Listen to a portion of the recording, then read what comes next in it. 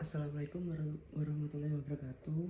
Saya Alvin Somara dari kelas manajemen D, absen 19 dengan NIM 2210620271. Saya akan menjelaskan pertanyaan dari Pak Jalu.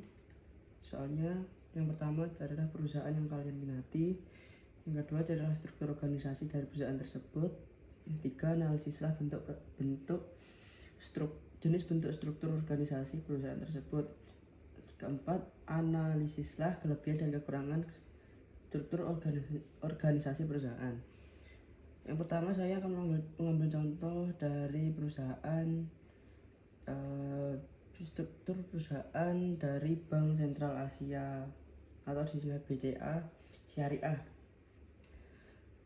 Ini dia strukturnya.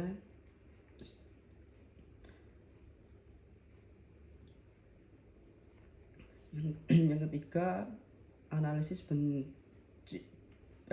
jenis bentuk struktur organisasi perusahaan tersebut.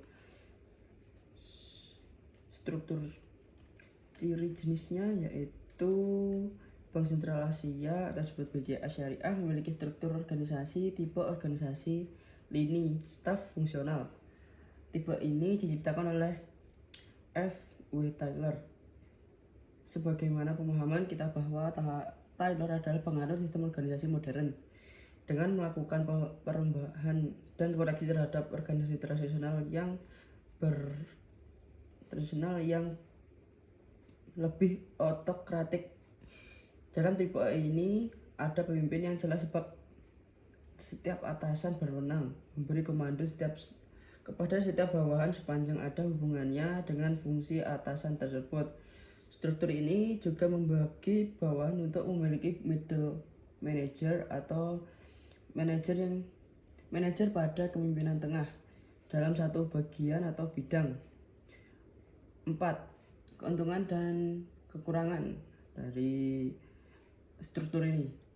Yang pertama, keuntungan di tipe ini adalah dapat diperoleh manfaat sebesar-besarnya dari para ahli karena sistem ini seperti komando oleh atasan yang sudah berpengalaman dengan struktur ini.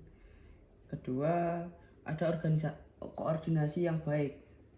Yang ketiga, memudahkan dalam pengawasan baik dari direktur utama maupun direktur bagian. Yang ketiga, rasa saling menghargai dan pengertian antar anggota lebih tinggi karena saling mengenal satu sama lain.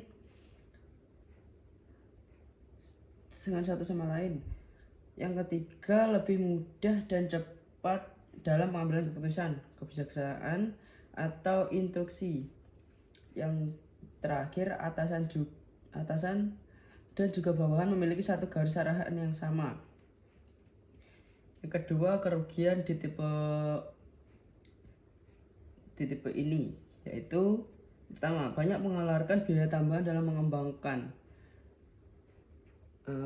suatu produksi.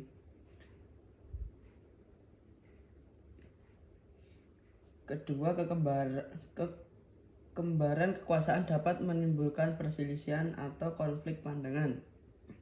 Yang ketiga, para pekerja yang merasa terlalu banyak atasan. Yang keempat, sulit membedakan antara urusan pribadi dan urusan organisasi. Yang kelima, terkadang pemimpin bertindak secara otoriter. Yang keenam, seluruh jalannya organisasi hanya bergantung kepada satu orang saja. Yang terakhir, kemajuan dan kemunduran organisasi ini bergantung kepada keputusan dari pemimpin, karena pemimpin membuat keputusan, pengendalian dan kebijaksanaan yang dilakukan secara sendiri. Baik, itu jawaban dari saya. Kurangnya lebih dimaafkan. Wassalamualaikum warahmatullahi wabarakatuh.